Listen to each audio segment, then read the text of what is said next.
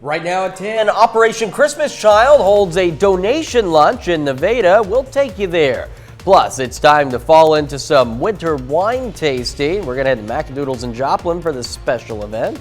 Also, a one-year-old girl receives a warm welcome home following an extended hospital stay after she was injured by a lawnmower. And I'm Lilia Luciano in Houston, where many have come to pay tribute at this memorial as we learn more about the victims.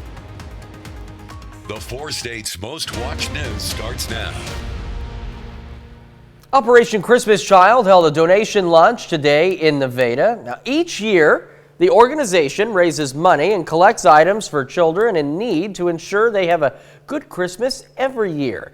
Today's taco lunch helped collect items for kids ages 2 to 9 and cash to help with shipping fees. It also allowed folks to learn more about Operation Christmas Child and its mission.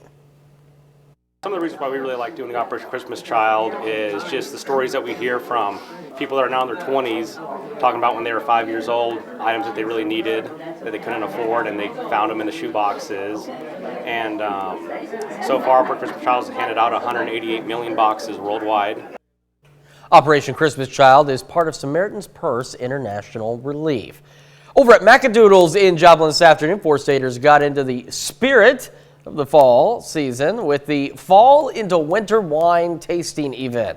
Wine vendors were on hand to show off a wide variety of wines, and there were also opportunities to try liquors and foods from various restaurants. Money raised by the event went to support the Joplin Humane Society. They can't wait to get to the tables. When you walk in, the tables are just covered up. There's people standing in line waiting to get from one table to the next. So, you know, it's a little bit of wait time, but once you get there and you get to taste all these great wines and you get a little menu so that you have a shopping guide to come back to, it's just really a great event. Money was also raised for the Joplin Humane Society with a silent auction. Considerably warmer out there today. Nick Kelly joins us. In fact, a little warmer than I was even expecting, Chris, but as advertised, we did start off on a cool note this morning. In fact, officially, we had a high of 43, but instead of upper 60s for highs, we cracked into the lower 70s this afternoon. Either way you slice it, still above our normal high of 62 degrees. We'll repeat those numbers again for tomorrow before we see our next storm system roll on in, but I don't have anything to track for the overnight hours ahead of us. We're completely quiet across much of the Central Plains until you run into our next storm system working into the far northern plains and into the parts of the northern Rockies. That's the next front on the way in. Before it gets here, though, we're still looking okay for the overnight, and for tomorrow, we'll have overnight lows dropping out to 51. Generally mostly clear to start the day out, but despite some afternoon clouds rolling in, Chris, that south wind really cranks into gear, pushing us back to 73 for the high. But those changes on the way, Chris, rain chances and cooler temperatures will break both down here in a bit. All right, Nick, thank you. Well, warm welcome home in Mulvane, Kansas Friday night for one-year-old Everly. Now, she was injured in an accident involving a lawnmower in September and had to have both a leg and part of one arm amputated. After weeks of physical therapy and rehabilitation in Nebraska, her family is happy to be home. Grant DeMars caught up with them shows us how the community welcomed her back. We're going to bring you that actually just a little bit later in our newscast. Well, medical examiners are identifying victims of Friday night's deadly stampede at Travis Scott's ASTROWORLD Music Festival. 8 people were killed and dozens injured. Authorities have opened a criminal investigation involving the homicide and narcotics divisions. CBS News correspondent Liliana Luciano reports from Houston. Mourners laid flowers and candles for the victims of Friday night's deadly chaos at the ASTROWORLD Music Festival. I didn't know anybody who passed away here, but it could have been any one of us. The University of Dayton says one of its students, 21-year-old Franco Patino from Illinois, was among those killed. The youngest to die, a 14-year-old boy, reportedly arrived early at the concert to get a good spot in the crowd of some 50,000. We were literally just like up against the rails and could like barely breathe. Authorities have launched a criminal investigation into the crowd surge that turned the festival into a nightmare around the time rapper Travis Scott took the stage. You'd hear like everyone just saying, "Get out, I can't breathe, I'm about to pass out, I need you to move." You're chest deep and it's very hard to push back, forward, left, right. People are paying tribute at this memorial not far from where the deadly event unfolded. As the police investigation continues, they're looking at videos, interviewing witnesses, and checking reports that somebody was injected with drugs. We do have a report of a security officer that he was reaching over to restrain or grab a citizen, and he felt a prick in his neck. My fans really mean the world to me. Scott released a video statement reflecting on the incident. And anytime I can make out, anything that's going on, I stop the show and, help them get the help they need. Now he says he'll do what he can to help victims' families. Lilia Luciano, CBS News, Houston. On video posted to social media, Scott could be seen stopping the concert at one point and asking for aid for someone in the audience, saying, quote, "Security, somebody help real quick." We take this time now to honor one of our many four-state heroes. Private First Class Thomas Patrick served in the Army and took part in Operation Iraqi Freedom with the 101st Airborne out of Fort Campbell, his hometown, Anderson. And we're proud to recognize Private First Class Thomas Patrick, tonight's four-state hero. Well, still ahead on the KOAM News at 10, protests in Spain against the election taking place in Nicaragua. Also, a pro-government rally taking place in Addis Ababa for the Ethiopian government. Attention. In total cash and gold rewards prizes. Dozens of Nicaraguans who live in Spain took to the streets of Madrid Sunday to protest against the presidential election taking place in their home country. Their intention was to express their disapproval of President Daniel Ortega and the election, claiming it was illegitimate. Ortega and his wife, Vice President Rosario Murillo, have denied all criticism of the election posed by international organizations. The Nicaraguan government insists the election is legitimate and abides by the country's laws. Well, thousands of people have rallied in Addis Ababa in support of the Ethiopian government on Sunday. Demonstrators also condemned rebel groups and rallied against, quote, foreign interference, according to the state-run Ethiopian news agency. Peaceful demonstrations saw the largest turnout since the country announced a state of emergency on Tuesday. That all comes amid high tensions between the government and the Tigray People's Liberation Front, or TPLF, and the Oromo Liberation Army. Prime Minister Abiy Ahmed recently ratcheted up nationalist sentiment against the rebel fighters. Abiy had ordered a military offensive against the TPLF back in November of 2020, and that is when the Tigray Defense Force emerged and later joined forces with the OLA. Rebels claim to have taken 3 towns over the last week outside the Tigray region and claim to be pushing towards the capital. In the meantime, the Ethiopian government has intensified its airstrikes on Tigrayan towns. A little later on the KOAM News at 10, we are going to take a look at how the weekend box office performed. But first, a southerly breeze in place will keep us mild for tomorrow, but our next storm system's waiting in the wings. We'll break down its arrival next. We're here.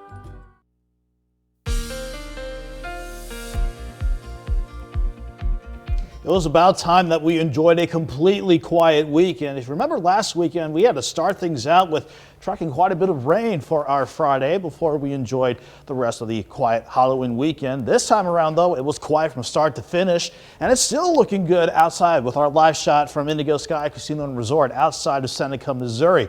That's going to be the same story again tomorrow, despite some clouds on the way, indicating some changes almost ready to work on in.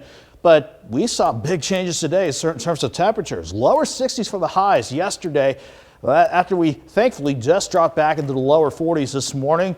Look at how much warmer it got. I was thinking only upper 60s for today, but we were already there at the noon hour and 1 o'clock. So we hit highs of 73 at Joplin this afternoon. Most of us in the lower 70s, numbers that will repeat again before we see changes roll on in. Right now, though, at 10:14, we have clear skies up top in Joplin, sitting at 60 degrees with the south breeze at 16, gusting near 26 at times. That's keeping most of us still in the mid to upper 50s. You can even argue a couple of spots like Carthage and downtown Joplin still trying to hold on near 60 degrees, even though we're seeing some more lower 50s around Table Rock Lake. That's eventually where everyone's going to drop down to as we head through the night, despite quiet skies up top. Not much of a drop in temperatures because of our southerly breeze still in place because of 2 areas of high pressure off to our south and to the east. In the short term, though, it's not going to bring any threatening weather our way. We're still waiting for this next cold front to come on in and change things up. We just got to get rid of this upper level ridge upstairs first. This is what's keeping us quiet for tonight and once again for tomorrow. But once this slides out to the east, a couple upper lows out to the west, that will finally bring the next cold front our way. In the meantime, though, we'll breeze through this, look at the future track forecast. Not a lot to show here. Quiet skies throughout the night, maybe a little cloud cover by sunrise. Overall, though, that south breeze at 5 to 15 and gusts near 20 will keep us mainly in the lower 50s to start your Sunday morning out. Make that Monday morning out, pardon me. 51 in the morning, but quickly to 68 by noon and highs near 73 in downtown Joplin. And outlying areas will all be in the lower to middle 70s for tomorrow because of that southerly breeze at 10 to 20. And gusts trying to push at times 25, maybe 30 miles per hour. So it's going to be quite a breezy day tomorrow. But again, we're starting the new work week and school week off on a quiet note, all because of this upper level ridge. It has to move on though. And once it does, starting on Tuesday, that's when the changes start to roll on in. Not only will the next frontal boundary edge closer to us, a little weak upper level energy will bring some scattered showers our way Tuesday, and certainly more in the way of cloud cover. But the best shot for any rain or storms this week still set to come on in on Wednesday, certainly with a quick but potent upper level low passing overhead. And you can see how on Thursday, Veterans Day, we are going to see this chance for rain wind on down, but we are going to expect maybe half an inch to an inch of rain out of this next storm system. Then once we get behind that, we're dry for next weekend, but look at the jet well to the south and to the east of the region. That's going to bring much cooler air, more November-like air back in here. But 73 looking good for tomorrow, 65 Tuesday, 67 on Wednesday. So still mild despite increasing rain chances, Chris. Then we're going to see highs back in the upper 40s Friday and Saturday, and maybe another shot for a potential freeze if you haven't gotten it already by Saturday morning. Boy, it's just still another roller coaster of temperatures, isn't it?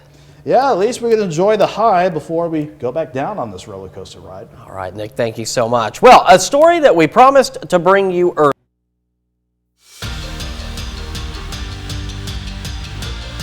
This is the Toyota Sunday Night Sports Feed. The first round of the Kansas Jayhawk Conference playoffs begin today. The top-seeded Coffeyville Red Ravens host the Butler Grizzlies. Coffeyville won the regular season matchup between the two teams. Today, the Red Ravens strike first. Jackson Thompson fires to Chris Bellamy in the end zone. It's all Butler from then on out. Gavin Screws finds Darius Lassiter over the middle, tied at 7. Second quarter, Screws connects with Carter Johnson.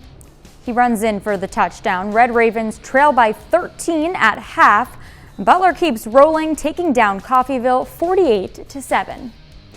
Pittsburgh State hosted Washburn in a huge MIAA matchup on Saturday. Both teams entered the day 7-2. It was Washburn that came out on top. The Ichabods blocked a potential game-winning field goal in the final seconds of the contest to hold the Gorillas off 28-26.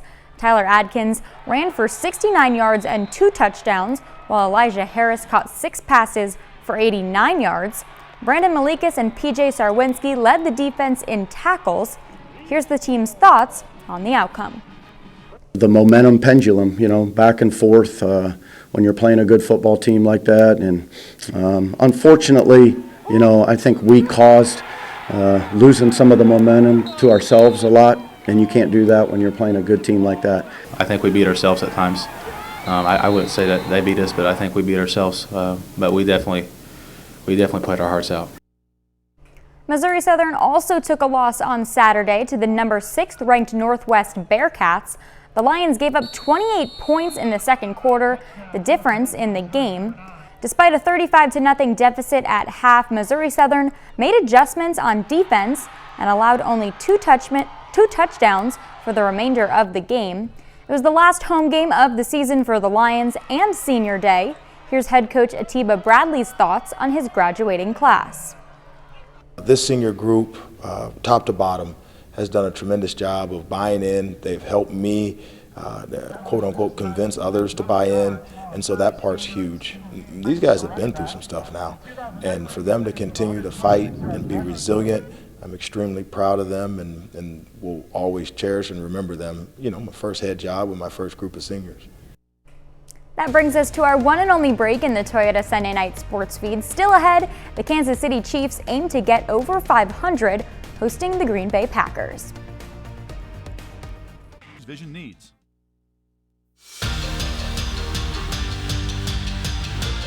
Welcome back to the Toyota Sunday Night Sports Feed. The Kansas City Chiefs aim to string together back-to-back wins for the first time this season. Kansas City at home, hosting the Green Bay Packers. Green Bay without Aaron Rodgers, he's out in COVID-19 protocol. First quarter, Patrick Mahomes connects with Travis Kelce from 1 yard out. Chiefs take an early 7-0 lead. Nearing halftime, Green Bay going for it here on 4th and 5. Chiefs defense comes up with the stop. Now to the fourth quarter, more from the Chiefs D. L'Jarius Sneed picks off Jordan Love, but the Packers eventually get in. Love goes to Allen Lazard this time. 20-yard score here, but Kansas City hangs on. The Chiefs give the Packers their second loss of the season, 13-7 the final. Those last drives that we've had these last 2 weeks, guys came to play and they stepped up when their number was called. And so obviously we're not playing offensively the way we wanted to and the way we expect to, but we're finding ways to get wins. Defense is playing great football. Special teams is doing a great job. And then until we find that same mojo that we've had for so long, we're still battling through. Guys are stepping up and making plays to win football games. Tonight, Major League Baseball reveals the winners of the 2021 Gold Glove Awards. The St. Louis Cardinals are big winners. The Cards are the first team in the MLB history to win 5 Gold Gloves in the same season. Here are the recipients. Paul Goldschmidt at first base. Nolan Arenado earns his 9th Gold Glove at third base. Tyler O'Neill in left field. And Tommy Edman and Harrison Bader are first-time winners. The Kansas City Royals bring home some hardware too. Andrew Benintendi earns his first Gold Glove, and fellow outfielder Michael A. Taylor wins as well. We're back after this. MSSU.edu to learn more. Well, a new Marvel movie hit the box office this weekend. How did audiences respond? Well, guess what? David Daniel has early estimates for the top 5 films. The animated comedy Ron's Gone Wrong moved up to 5th place on ticket sales of $3.6 million. Venom, Let There Be Carnage made $4.5 million for 4th place and a domestic total of $197 million. No Time to Die took in $6.2 million, staying in 3rd place for the 3rd straight weekend. A still suit is a high-efficiency filtration system. After 2 weekends on top, Dune slipped to 2nd with $7.6 million. It's made $84 million domestic. Marvel's Eternals blasted into theaters and easily won the weekend, opening with $71 million, the 4th best debut of the year. In Hollywood, I'm David Daniel. And we were just talking about how there's not been a lot of new movies here lately. And I'll be honest, the last new movie I saw in theaters was Halloween Kills. You actually saw the movie. Well, okay, we didn't see it all the way through. The wife loves horror movies, but man, it got to be violent in that movie. If you haven't seen it, that's all I'm going to tell you. But man, it gets violent. Well, Haddonfield was finished with Michael Myers, so...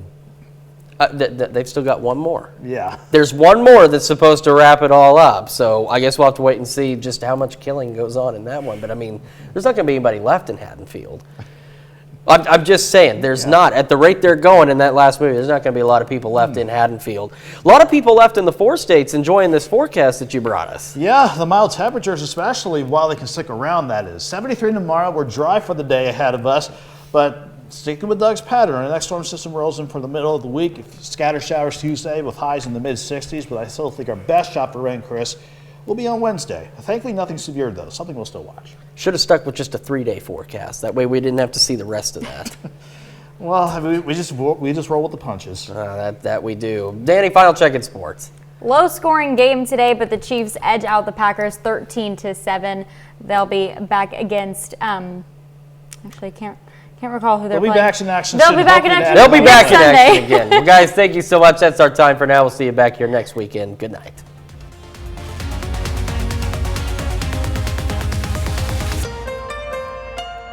Salon service is provided by The Wild Side.